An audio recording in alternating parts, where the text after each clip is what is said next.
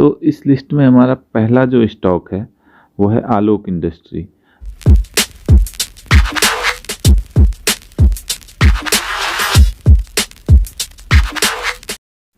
दोस्तों नमस्कार, हमारे चैनल पे आपका स्वागत है। तो आज हम लोग बात करने वाले हैं टॉप 5 पेनी शेयर जिसे कि हम 2021 में बाय कर सकते हैं। वीडियो शुरू करने से पहले मैं आपको कुछ एडवाइस करना चाहता हूँ पेनी शेयर को लेके कि पेनी शेयर जो है वो रिस्की होते हैं। पेनी शेयर्स आर रिस्की। अब रिस्की किस सेंस में होते हैं कि कुछ शेयर तो अच्छे चल जाते हैं, जैसे कि पेनी शेयर्स हज़ारों में 1, 2, 5, 10 ऐसे निकल जाते हैं जो अच्छे चल जाते हैं और वही शेयर होल्डर का एक्सचेंज कर देते हैं जो लॉन्ग टर्म के लिए होल्ड कर रहे होते हैं, और बाकी जो होते हैं बाकी पेनी शेयर ही रह जाते हैं या तो फिर और नीचे गिर जाते हैं। इसके बाद दूसरा ये है कि don't invest by taking loan. कभी भी इन्वेस्टमेंट लोन लेकर नहीं करना चाहिए।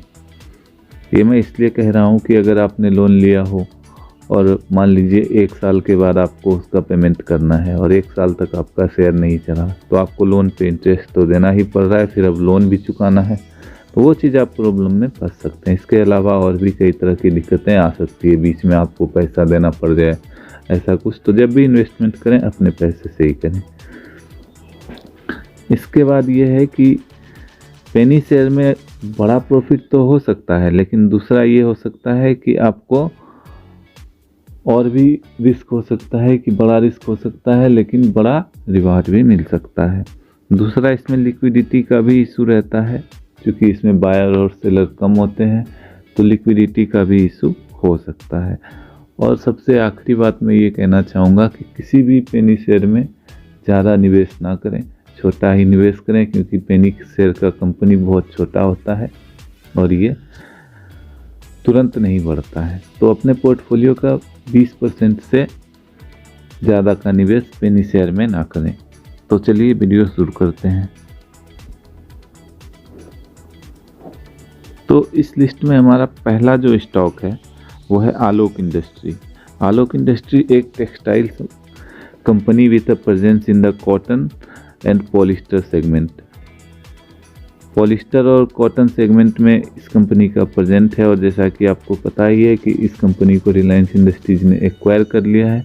तो अब में भी हमको ऐसा लगता है कि इसका आने वाला जो फ्यूचर है वो ब्राइट हो सकता है।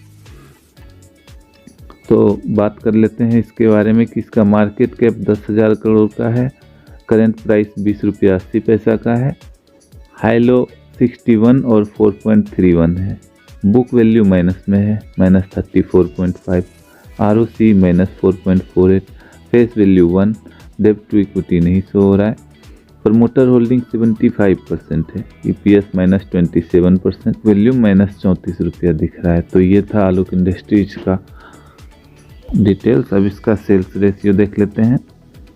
तो कंपाउंड सेल्स ग्रोथ 10 साल में है -3%, 5 साल में -33%, 3 साल में -27% है। तो 10 साल का सेल्स ग्रोथ बिल्कुल ही ख़राब रहा है, 5 साल का भी ख़राब रहा है और 3 साल का भी ख़राब रहा है। कंपाउंड प्रॉफिट ग्रोथ तो सो ही नहीं हो रहा है। 3 साल का प्रॉफिट ग्रोथ 21% का दिख रहा है। इसके बाद CAGR देख लेते हैं। 10 साल का -2%, 5 साल का 35%, 3 साल का 87% और 1 साल का 407%। तो 1 साल का CAGR अच्छा है। अब दूसरी इंडस्ट्रीज के बारे में बात करते हैं। अगला स्टॉक है मोरपेन लैब लिमिटेड। तो मोरपेन लैब जैसा कि आपको पता ही है, डॉक्टर मोरपेन के नाम से इनका ब्रांड है और अच्छा कंपनी है। मुझे पर्सनली ये कंपनी अच्छा लगता है। तो ये करता है manufacturing, producing, development and marketing a wide range of active pharmaceutical ingredients, API बनाती है। इसका मार्केट कैप 1532 करोड़ का है, करेंट प्राइस 4 रुपया चल रहा है, 52 वीक हाई लो 9.5 रुपया से 38 रुपया 80 पैसा तक है। स्टॉक का P 18.80 का है, बुक वैल्यू 7.36 का है, ROC 10.2% है, ROE 12.5% है, फेस वैल्यू 2 का है, डेब्ट टू इक्विटी 0.05 है, यानी डेब्ट बहुत कम है कंपनी पे, प्रमोटर होल्डिंग 34% है। EPS 1.81 है। प्रॉफिट 5 साल में जो है 73.4% रहा है। प्लेज्ड परसेंटेज 0 और बुक वैल्यू 7.36 का है। इसका भी देख लेते हैं। तो इसका 10 ईयर्स का कंपाउंड सेल्स ग्रोथ जो है 15% का रहा है, 5 साल का 16% रहा है, 3 साल का 13% रहा है और ट्रेलिंग 12 मंथ का 28% रहा है। प्रॉफिट ग्रोथ देख लीजिए, 10 साल में 22%, 5 साल में 73%, 3 साल में 12%, ट्रेलिंग 12 मंथ का 146%।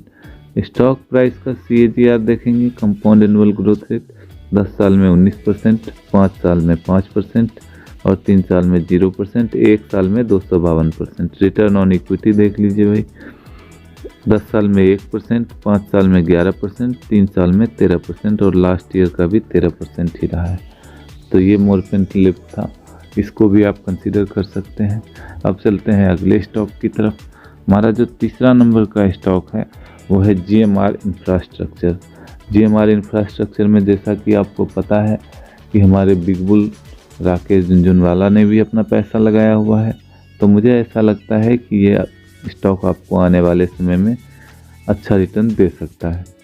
तो GMR infrastructure is mainly engage in development, maintenance and operation of airports का मेंटेनेंस करता है, generation of power, coal mining and exploration activities, development of highway develop करता है, development, maintenance and operation of special economic zones and construction business including engineering, procurement and construction, contracting activities, ये सब चीज़ ये करता है।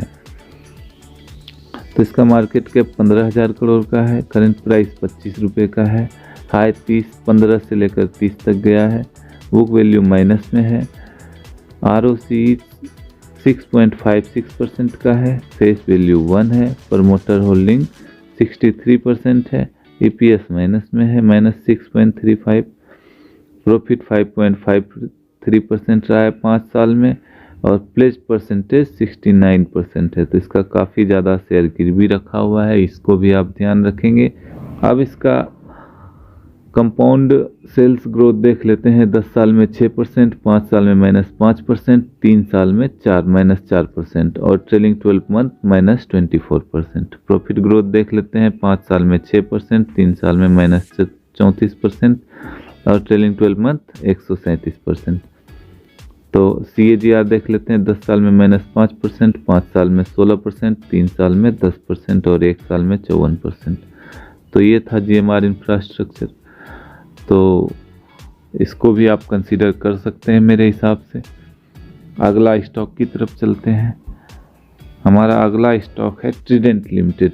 Trident limited एक अच्छी company रही है और ये ट्रिडेंट ग्रुप अच्छा ग्रुप रहा है। तो ये जो है कॉटन का काम मेन रूप से करता है। इसका जो मैन्युफैक्चरिंग फैसिलिटीज़ है बरनाला पंजाब में है और बुधनी मध्य प्रदेश में है। तो 2 जगह इसका मैन्युफैक्चरिंग फैसिलिटीज़ है। मार्केट कैप 7,236 करोड़ का है, करेंट प्राइस 14 रुपया 20 पैसा, हाई लो 4 रुपया से 17 रुपया, stock P 26.9, book value 6.29, dividend 2.54%, ROCE 10.2%, ROE 11.3%, face value 1, डेब्ट टू इक्विटी 0.28, ज़्यादा नहीं है। प्रमोटर होल्डिंग 74%, बहुत अच्छी बात है। प्रॉफिट जो है आपका 5 साल में 23.6% के हिसाब से बढ़ा है। इसके बाद प्लेज प्रमोटर होल्डिंग बिल्कुल भी नहीं है। बुक वैल्यू आपका 6.29 के आसपास है।